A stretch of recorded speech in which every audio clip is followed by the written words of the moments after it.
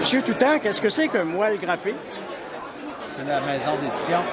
C'est votre maison d'édition? Une maison d'édition, une petite maison d'édition de Québec. Et tous les livres sont faits à la main. Donc, c'est quand même assez rare. Et c'est assez varié comme auteur. Alors, vous me demandez si je connais les haïkus. Oui. Non. Alors, les haïkus, c'est des petits poèmes japonais de 3 vers. En fait, ça nous vient du Japon.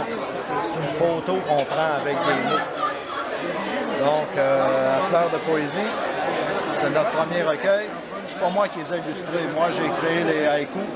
Et mon copain, que vous avez vu ici tantôt, c'est l'illustrateur. Donc, notre deuxième volume, la saison qui est parue cette année, la saison des Louanges. Pour vous donner une petite idée, c'est quoi un haïku? Je vais vous en montrer un. 3 vers. Une photo prise avec des mots. Le sentier de l'âme sous les sauts pleureurs, j'y lave mon âme.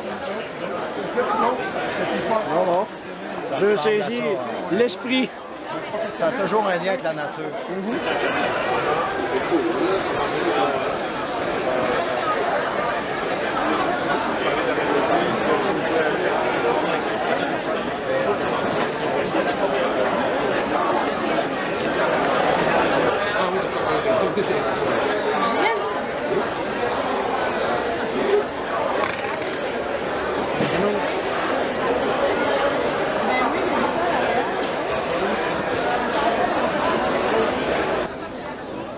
Exact. En fait, c'est le Festival de la bande dessinée de Montréal et c'est la 5e édition du festival ici au Parc La Fontaine. Le festival veut faire connaître au public toute l'étendue du 9e art. Donc, on a de la bande dessinée pour adultes, pour enfants, pour adolescents. On en a pour tous les goûts. On a des auto-éditeurs, donc des gens qui s'auto-publient. Et c'est très rare de pouvoir avoir la possibilité de voir le matériel qui est produit par ces gens-là parce qu'ils sont très peu distribués dans les librairies, peu distribués dans les bibliothèques. Donc c'est vraiment une occasion vraiment particulière de rencontrer les gens ici qui sont de la relève. J'en ai 29 tables aujourd'hui de ces auto-éditeurs-là, donc on est très contents. On a des Américains qui sont ici pour ça, donc on est contents aussi. On a évidemment toutes les maisons d'édition québécoises qui sont spécialisées en bande dessinée, qui sont de plus en plus nombreuses et qui font des livres vraiment magnifiques, surtout pour adultes. Donc c'est pour ça qu'il faut venir en famille ou même sans famille.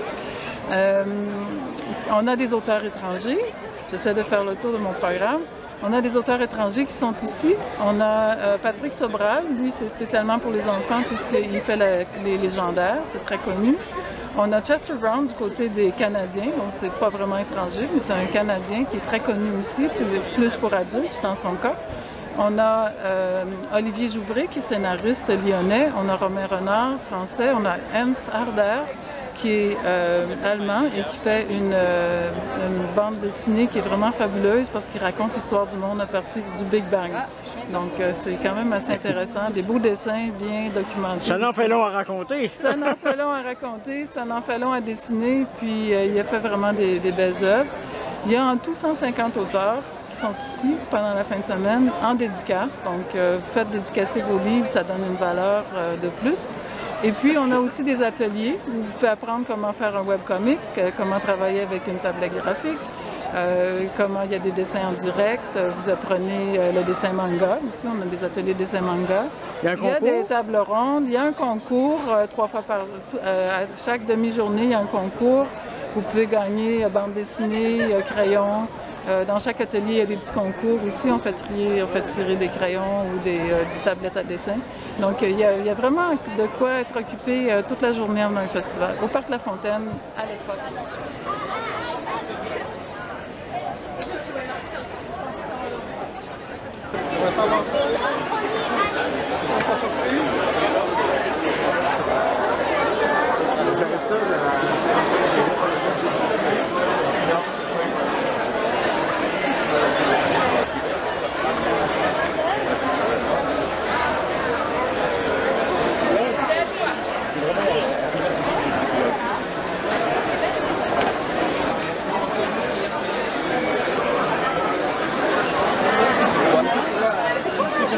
Ça,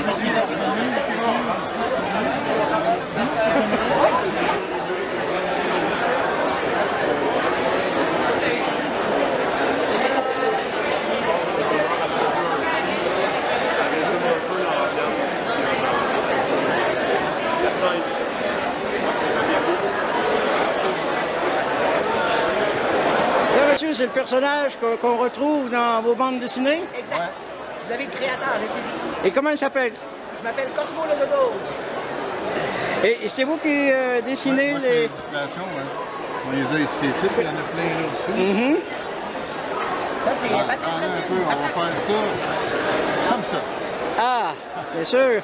Bon, est-ce que vous avez déjà une grosse clientèle ou si vous êtes à vos débuts? Ben non, ça fait 10 ans qu'on a commencé l'aventure de Cosmo. On est rendu avec plus d'une trentaine de titres. On évalue qu'il y a à peu près 300 000 lecteurs qui nous ont lus à date au Québec. Et puis, on a plein de projets qu'on travaille. Une émission de télévision, un spectacle aussi. Et votre présence à cet événement, qu'est-ce que ça vous apporte? Ben, je suis venu rencontrer les lecteurs qui lisent Cosmo, ceux qui décident ils aimeraient avoir une dédicace ou quelque chose comme ça. Ou une recette de limonade.